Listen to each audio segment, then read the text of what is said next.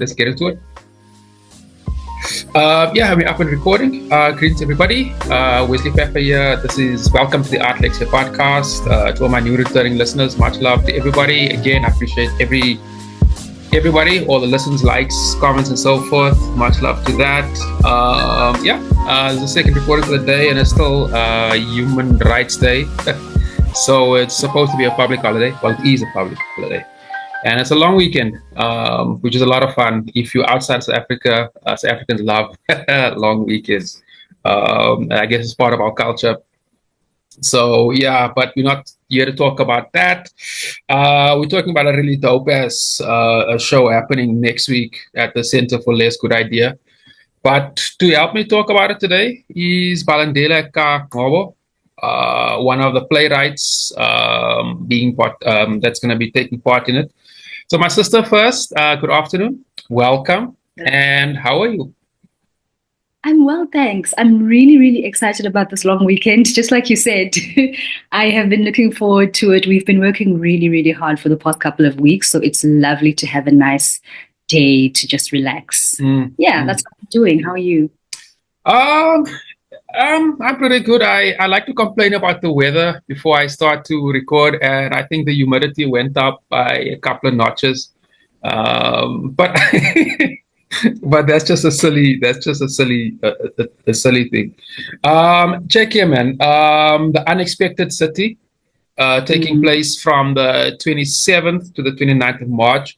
Dope. There's a lot of cool stuff to talk about here. A lot of cool stuff. You are one of the playwrights being partaking in the show. So let's just start from the beginning. Can you just give us an overview of what the Unexpected City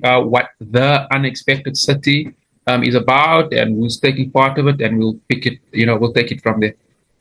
Yeah, of course. So The Unexpected City is a program that's been curated by the impresario at the center, Neo Muyanga, and his impulse, I think, was this idea of responding to the city, responding to cities in general. I think he's interested in this notion that the world is kind of becoming urbanized in certain ways, and there's an urbanity, I think, in a lot of parts of the world where we're shifting to kind of city ways of thinking, city ways of existing. And so Johannesburg is obviously a very, very interesting city for that, for exploring. And because we're located in Johannesburg, let's respond to it. Let's think about what Johannesburg is and is becoming and has been, and how we find ourselves and locate ourselves, within that city. So that, I think, is the idea. He would explain it a lot better than I do, of course, but I think that's the idea behind what he's trying to do in curating this project of the Unexpected City. So what are some of the things that we can find, in the city when we look at it? Because when you move around Joburg, there's nothing you won't find, What are some of these things that come up, and how can artists begin to respond to the city?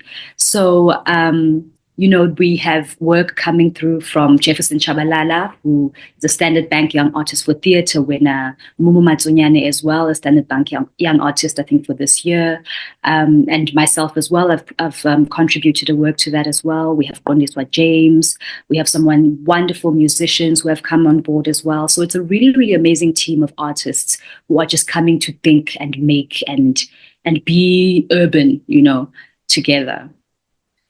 Fantastic. The Center for Less Good Ideas, an experimental space, so to speak. They push a lot of boundaries in terms of how they do everything, really.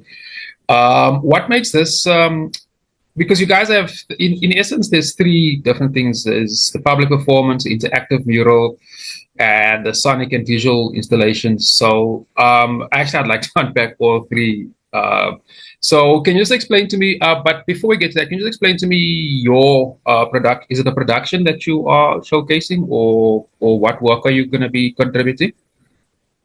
We've been talking about, what we call these things, and we settled on the word sketch because I think it's an interesting word to use. It also comes back to where we come from in our performance history in South Africa. In the townships, we would do things that we would call sketches, which were little plays, little pieces of performance that we would sketch together. And there's something about it that's very, calling it a sketch is very also leaning into the processual nature of it, the fact that it doesn't have to be anything kind of super organized. And that's kind of part of the very core idea of what the Center for the Less Good Idea is about. We put things together in a very kind of processual way. So I'll call it a sketch just for kind of ease, because it's difficult to call it a poem. I mean, it's a choreo poem, I think, in another way. Okay. But, it's difficult to call it a play or whatever. So my work then takes poetry and brings into it music and brings into it movement and scenography. Yeah, I think it's a really interesting medium to work in because, it moves away from some of the more rigid ways of writing or expectation on writing. So I've written some poems about the experiences of women in Johannesburg. So my work really looks at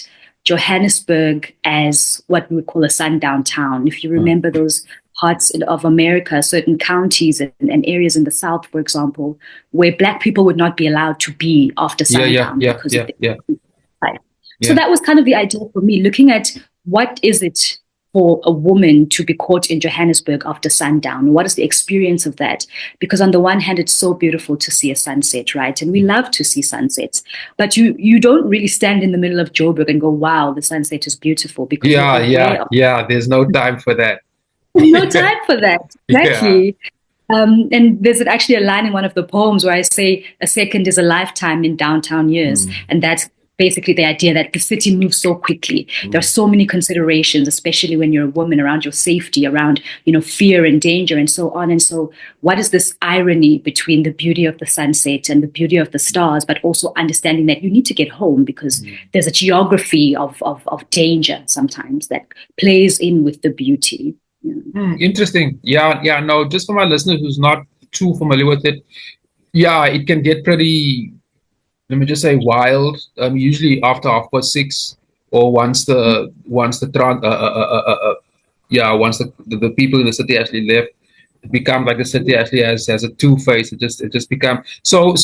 Just for interest sake, is your sketch a critical look at it? Is it because I mean you're dealing with the beauty and the visual beauty of a sunset versus that rugged, hard, gray, black part of the city. So can you just explain to me a little bit about that? Yeah, of course. So the piece is called Seli Matunzi, which I thought was a lovely kind of throwback, but also Seli Matunzi being the idiomatic phrase, in isiZulu about the sun setting. The sun is casting shadows. So there is already that look at how that, like you were saying, how the city takes on a different face and these shadows kind of become long, there's something there. But it is quite critical because my project, I think, is a little bit different in that it comes in from a research perspective. So it's a bit of a collaboration, actually, that I have because I'm working with an organization in London called Arts Cabinet that commissioned me to make a work about gendered violence. So I was already kind of thinking about a project around gendered violence. And then I got into conversation with Neo Muyanga, who invited me then to come and think about gendered violence in the context of Johannesburg. So there's a lot of it that has to do with my research. I'm in a PhD project over in Germany where I'm researching around these kinds of things. So in a lot of ways, even the visual, the performative, the poetry, the music, these things are kind of ways that I publish my research, because oftentimes, you'll find that you do research, but it's not accessible to many people because who's going to go and read, the article I published in the academic journals. But when you're working in artistic research, you kind of allow yourself to make it available to people. People can come and watch these things and look at the costume and have questions about the costume. And then we can speak about it and you can see where the research came in there. Or you can see where in the poetry, this is a reference to a particular thing that I was reading in that particular, that kind of thing. So it is very critical, I would say, in that sense. Interesting. Is it a one-man or one-woman play, or is there a cast involved? Yes, there's a cast involved. It's a 5-hander. Because I really liked the idea of this notion of safety in numbers, So we have 5 performers who are on stage, but we have 3 amazing musicians who, provide the musical world. So I suppose it would be 8 people. And 8 is actually my favorite number, so that's worked out perfectly. So yeah, it's because in Johannesburg, you're always surrounded by people, and the idea is that once you are a woman and you're in Johannesburg, even when you're on your own, you have an understanding that if other women are there, once the sun has set, you might not know each other or have relationships with each other. But the fact that there are other people there and maybe you're in the same situation gives you a certain kind of sense of community. And I think we find community in Joburg quite a lot in those unexpected. Yeah. Interesting. So, okay, that's with regards to your sketch. The other public performances, can you comment on that? Who's doing that and what's it about?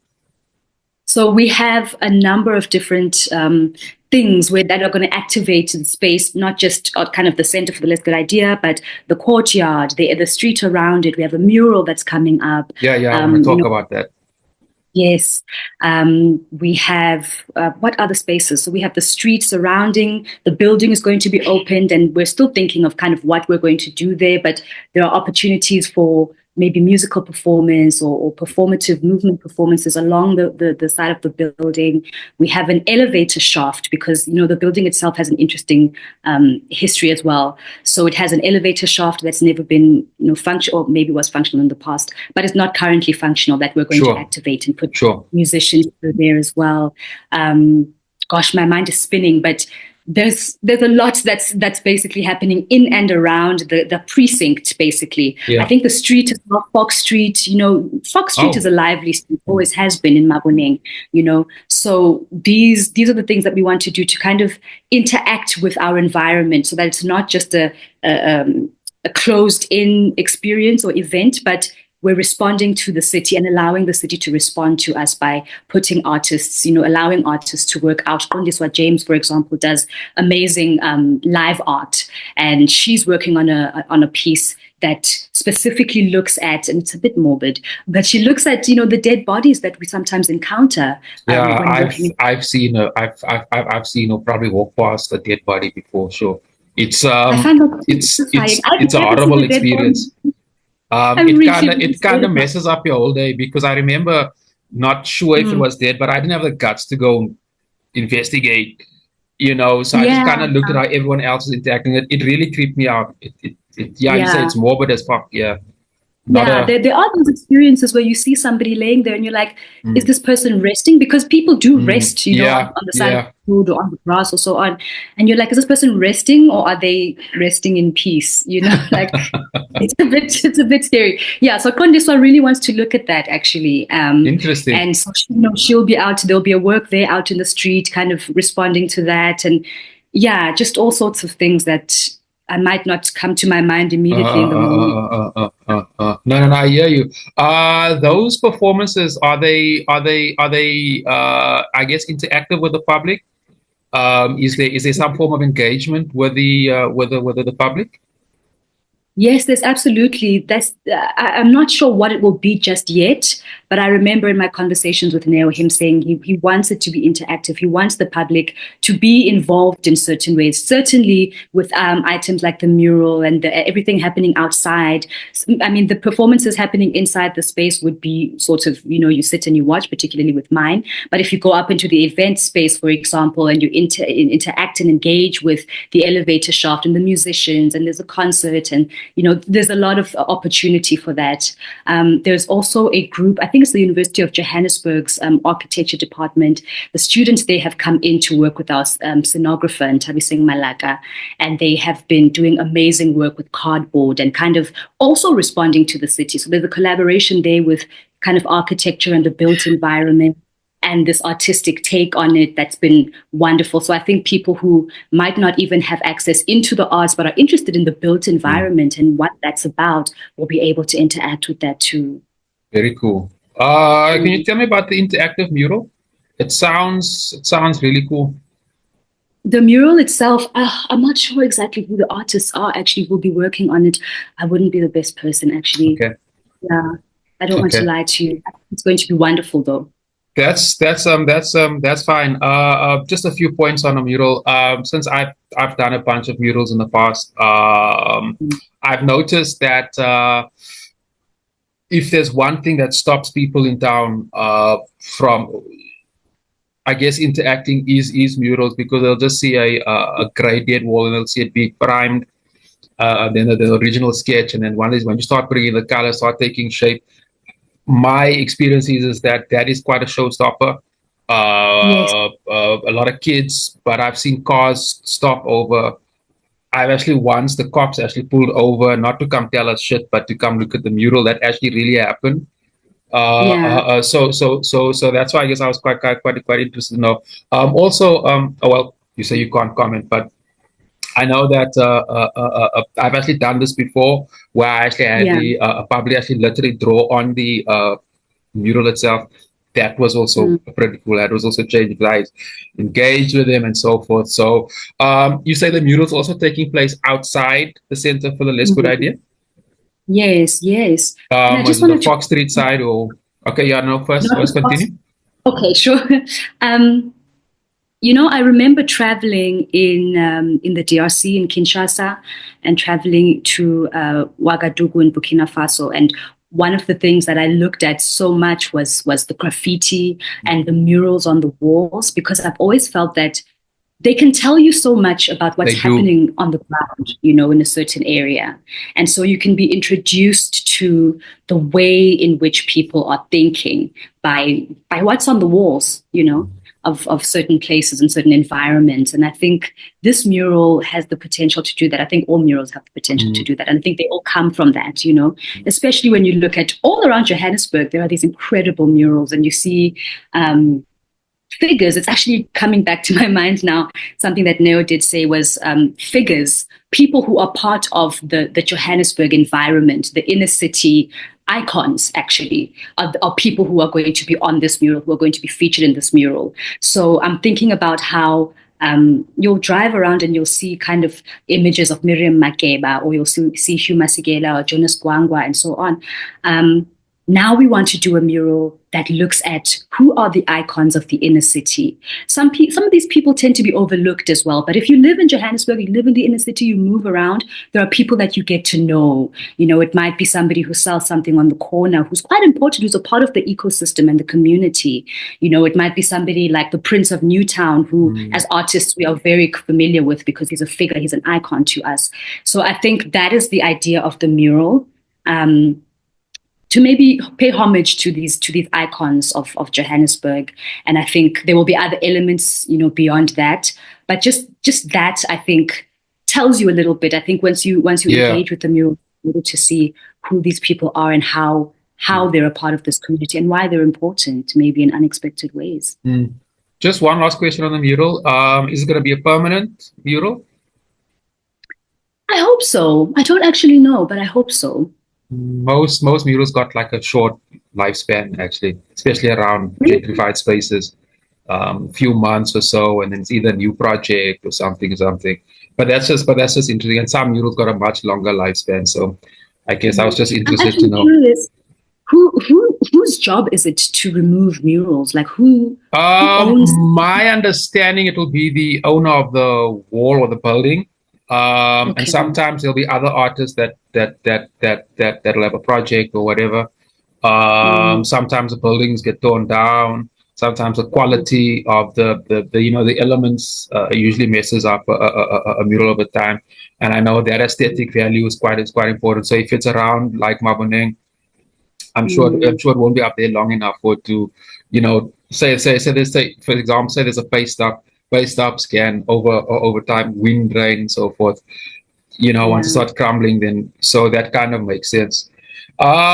Just a last question, not a lot, on the sonic and visual installations from the press brief. That sounded really cool, with guys taking their Mm, phone, listening to different sounds of the city. Can you comment yeah. maybe a little bit about that? Give us a bit more insight into that. Yeah, so some of the guys have been kind of traversing over the past couple of weeks, traversing the city, standing out on Fox Street or just around Maboneng and so on, and just capturing, what the city is, what the city gives. And I'm trying to remember whether this was just an anecdote or if this is something that's actually going to happen. But I remember one of the artists speaking about, oh, it was Jefferson. It's an anecdote, but I think it's really relevant here. Jefferson was speaking about a project he was doing where, again, there was this recording of the city, right? The sounds of the city. And there was a group of people that he was traveling with together. And, oh, actually, this was a friend of his, an artist friend, who had asked the group to travel with him because he was recording with quite expensive equipment. And so you kind of need a group, Yeah. around Johannesburg Yeah. with. And as he's recording, and they're moving through different areas, and the group of friends he's with are chatting along and so on. And when they play back the sound, they hear that in certain areas, the group of people kind of code switches. For example, in one area they're speaking English, and then suddenly, Sabiringa is Tsotsi, and then the next moment they're a bit more quiet, and then they move along and they're a bit more boisterous and so on. So it's almost as if the city tells you, because they're not having a conversation about like, now it's time to switch to. No, it's happening organically. It's almost like the city tells you what it needs, how you perform yourself, how you become. And that was such an interesting thing to him. And we were having this conversation as we were discussing this notion of the sounds of the city. And I think what the guys are doing with capturing this is also kind of trying to give audiences a sense of what parts and what areas of the city ask for different things or give different things, and what textures you can hear. Because in this little project that I described, the artists were then trying to figure out, where were we in the city when we switched to Setswana, or where were we in the city when we got a bit quiet? So it has a personality, I think, Yeah. and that personality can be heard. So I think that's really what they're trying to do, and trying to give us an entry point into. And maybe as we move between these like sound installations, we can get a sense of the different personalities of Johannesburg and the different things that come up that might, again, be unexpected, because we see it in a certain way, we hear it in a certain way. Oftentimes when we're moving, we're also being kind of thinking about certain things. We're being hyper vigilant, shutting off, certain things. Our minds, filter out sound. But when we're in a particular space where we're able to really, really listen deeply, maybe putting our guard down in certain ways, that we're calm enough to be able to listen to all the finer details, certain things come up, that we might not have expected. So I think that's, Interesting. yeah. Yeah, I just want to comment a little bit on that because I can totally relate to that. Yeah, you can't speak English everywhere. You can't. Not a good idea. It actually puts a target on your back in some instances. And you are correct; it happens organically. And if you're there long enough, you're sometimes not even aware of it. It's interesting that you guys say with certain parts you keep quiet. That's yeah, Like, where do no, you keep quiet, yeah, yeah, no. Yeah, I can totally relate.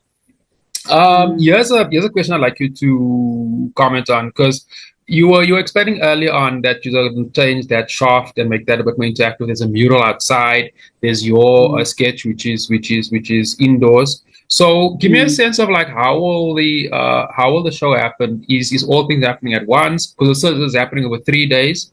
Can you just explain to me the what's the word for it? The layout, is that the right word for it, of the entire festival? Yeah, of course. So yes, 3 days. I imagine that the things happening outside will be happening outside kind of throughout the 3 days. And so, there'll be the possibility to interact with the general space and, the courtyard and so on. We have so there are four works overall, the four sketches, we're calling them. So two will be performed on the 27th, two will be performed on the 28th, and then on the 29th, we will have all four of them. So it'll be more of like a full day of everything happening on the 29th. The musical concert as well happening. So it'll be more of a full thing on the 29th. But the 2 other days will give us kind of, sort of a switching of two works that are indoors, and then the outside activations as well. Okay. What time does everything start and what time does it end? We start at 7 p.m. I should check that. I think it's at 7 p.m. Gosh, am I going to misinform you? I'm actually going to check because I want to make sure.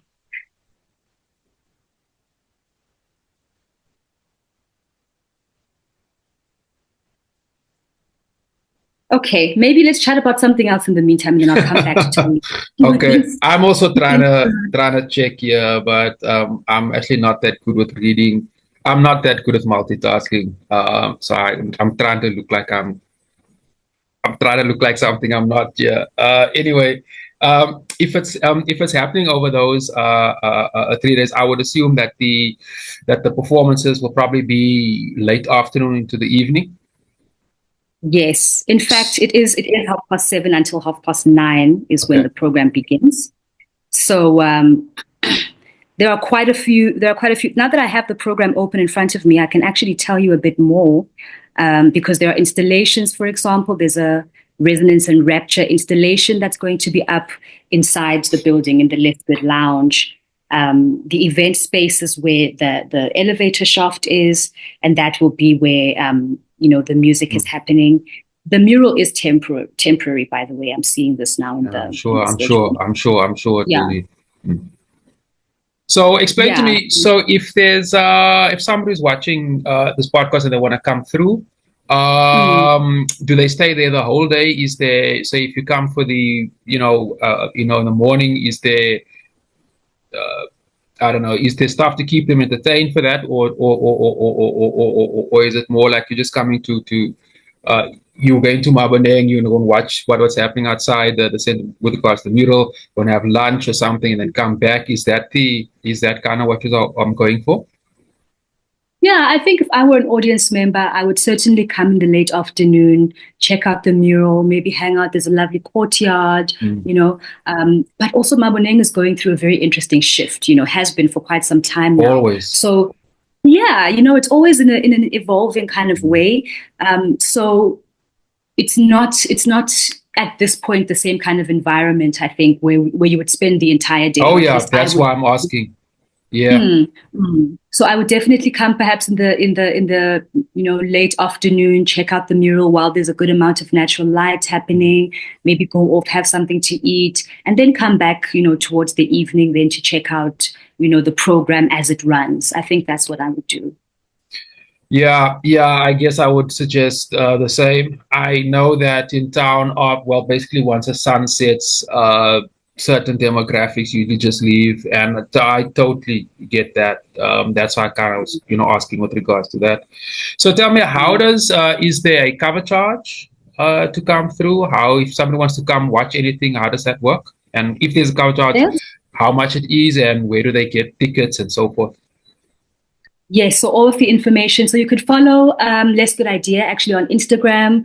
We have an amazing team that puts out, all of the amazing marketing material. You can see some of the process of like how we make the work. And then obviously they have links to the website, the Center for the Less Good Idea. And that's where you can do all your ticketing and ticket booking. I'm not sure exactly what the tickets cost. They might not be the same for each day as well. I'm sure Yeah, the last day would I would assume that. Yeah. a little bit more, but everything is on the website. Everything is on the Instagram. It's actually a really, really inspiring Instagram page to follow just for the arts, in general. Yeah. It is. I follow them clearly. Yeah. And it Yeah. is. What I like, and I do a lot of this on this podcast as well. I'm very interested in artist processes. Yeah. I'm super interested in how you develop. So I like to talk with artists within the studio, preferably while they're working. Yeah. I think that information is, well, it's kind of my thing. So that's very cool. So you say you're not sure about the, okay. So just for my listeners, all the other information with regards to times and so forth, I'll put that all in the description below. But Balindile, sort of in wrapping up, can you give me your for my listeners your social media handles, and if websites, if there's that? How do, if people want to look at more at your work? Yes, I'm on Instagram at Let Them Wait. For those who aren't Nguni speaking, Balindile means they're waiting. So my Instagram handle is Let Them Wait Okay. because I'm spicy like that. So follow Okay. me on Instagram there. I'm also part of the research group called Dramaturgies in the Afterlife of Violence. And that's a really interesting research group because we make, the research I was speaking about earlier, everything comes from there, and we have really interesting, ways of viewing the world, particularly the artistic world, looking at Germany, looking at South Africa. I'm representing South Africa, I guess, in this research group. And then also Brazil, bringing kind of a perspective of the global South. And so we make a lot of, we write a lot, we think a lot, and we make work around, these dramaturgies. So dramaturgies_afterlife is where you can find my research work. Otherwise, Let Them Wait is where you can find my everything else. So no, I will check it out. We'll check it out for sure. What I will do for my listeners, I will publish this because the gig starts next week, Friday. Am I right? 27th is on Friday. Thursday. Okay, so I will have to do it before that. Yeah. It's next week, Thursday. So I will publish this either on Wednesday because there's another show that's also happening on Friday. So I'll do both of them in that week. But I'll let you know, of course, beforehand. And then what I do with all my episodes is I chop them up into shorts. You can see my Instagram page is full of that, and all my other social media pages. I usually do that a week later. And I'll do that the following week. And like I said, I'll put all the other information with regards to everything else downstairs. Just one more question, and this is something I've got a personal interest in. So I'm working very much these days. Post COVID, I've been working almost predominantly in the tech space. I don't actually do that much art anymore. I still do, but not as much. So because of the digital space, what I'm interested in, because everything here seems very interactive with the public and so forth, it's kind of spontaneous. Is this entire show just for, or rather, can somebody follow it? In other words, will you be broadcasting anything live, for example? Is there any other video? Or will you archive everything and will be like videos that people can go watch or something like that? Yeah, I don't know. I think it'll only be live in the sense that people will be posting probably in their stories and so on in Instagram Live. But nothing specific from the center. Not you're right about that. But we do archive everything, and it will certainly go up on YouTube. The center has a great YouTube page where all of the stuff eventually makes its way there. So you'll be able to catch it on YouTube. You'll be able to catch it, pieces on Instagram as well. Yeah. Okay, yeah, and I think I'll add that link to the description as well. But my sister, thank you very much for coming through. Oh, you wanted to say something? I did want to ask you something, but maybe we're going to run out of time. No, because I'm interested in your work with Mural, for example, and kind of just I think because you were speaking about how you have a personal interest in that, I'm curious about that. Well, I work as a street artist in the 2015, 14, thereabout. I just got frustrated by my relationship with galleries. I still am. In fact, that's why I pivoted to a digital platform, because I wanted to control my own work, and I wanted people to have access to my. I wanted people to have more access to my work. That kind of drew me into street art, and also I wanted to communicate with people. I always found that if I do a drawing, for example, it's literally seen by less than 20 people for its entire history of existing before somebody throws it up or whatever. Literally, if you have more than that, then you're actually quite. So that's something I was always my entire career. I'm still critical about it. I kind of stopped mostly because, look, man, post COVID, everything changed, especially in the arts. So now I'm invested, like we're building an app. To cut it short, I'm really invested in technology and seeing where that's why I was asking like where can people have access to the artwork, because I'm invested in building a platform where artists can broadcast everything. So if you're in your studio, we want to have it more video based, but for now the version we're working on will just be images, but we will keep updating as we building and I'm collaborating. Maybe collaborating is not a right word, but I'm working more with developers and coders because I'm also access, man. My whole thing is access, is the lack of access. And for example, on this platform, I mean, my reach is substantial.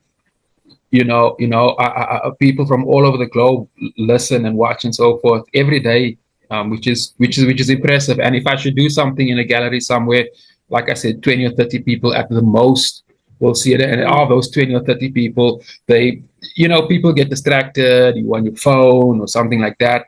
Whereas if there's a digital thing, I can always just go back and go back. And I always found that when people revisit art that was created, for example, with your show next week, what you see today, your perspectives, people's perspectives change. So over time, and I'm fascinated behind that. I'm fascinated behind that, and I'm fascinated behind how artists use social media, for example, and social media is actually incredibly limiting. It's actually I find it more limiting than anything else, and that's because it's in a drift of conversation, but there's many reasons for that. And I'm also Pan-Africanist, so I believe African solutions for African people, and I think that in building a platform, it needs to incorporate. We've got unique things that makes us unique in Southern Africa, or even the global South, to if you want to go that far. Um, so something that is developed in Silicon Valley versus in China are not they're not developing those platforms for black and brown bodies like us, and I'm really invested in that. So the podcast is sort of part of a ecosystem where I mean, I talk weekly to different artists from visual to music. I mean, my base is visual art, but like I also work as a publisher and a lot of writers. Like I know Jeff very well. Yeah, you know, Jeff. Hmm. Actually, I stayed with him at one point, long time Oh, back. really? Okay. Yeah, long. That's a good throwback there. Um, Yeah. but yeah, so I'm very invested in that. And I'm like every week I'm talking to different artists from different. So I mean, I'm really invested into finding out like what mediums I use. I'm talking about platforms, social media Yeah. platforms. Then we take that data, and I've got a group of developers, they're not coders. There's actually a difference. That we're building the platform has been something we've been working on for a while. I've been saying it on this platform almost every week. We almost done, we almost done, we almost done, and we really are. But there's always bugs and shit like this, and there's you always got to get money to pay these guys. So the wheels turn slowly, but it is turning. It is turning, and that's what I feel that this age we are moving into is the like I also talk a lot about AI and how artists interact with AI on this platform. I do that quite a bit because I think that's a conversation that is um, it's it's not a mainstream a conversation. And if you look from government down, there's actually it's very little. And the people I've spoken to in those officers or whatever you want to call them worries me because there's a lot of naivety going around there, and I feel AI is a serious game changer, and like for me, I feel that as artists must be collaborating with technology, understanding technology, because it's gonna affect our bottom line. In fact, it's already a bunch of Absolutely. writers I know already are stressing because as a copywriter, as a translator, just those are just two of the top of my head. I mean, those gigs are basically gone already because you can do Yeah. that shit on yourself on your phone, and you Yeah. and those Unfortunately, applications are free. right. So I have a real that and like post COVID, I've just realized because I started this podcast actually in a hard lockdown in 2020, where I was just talking like how artists are dealing with the change of God. And now I've sort of seen this procession of like how, I mean, like what you guys are doing, very interactive. I've seen a lot of that, very Yeah. interactive. I think that is also Hi everybody. Yeah, man. Hey, I wasn't keeping an eye on the clock there. Unfortunately, ran out of time while recording. Yeah, sorry about that. But thanks for Balindile for coming through. I had lots of fun talking to her. And yeah, check out. Don't forget to check out the Center for Less Good Idea in Maboneng. And I'll have all the details with regards to today with the show that we spoke about in the description box below. Sounds really cool, so don't forget to check it out. And if you got this far on the podcast, I would appreciate your subscription. So smash that like and subscribe button. I will appreciate it. And yeah, thanks guys, and I will catch you guys all in next week.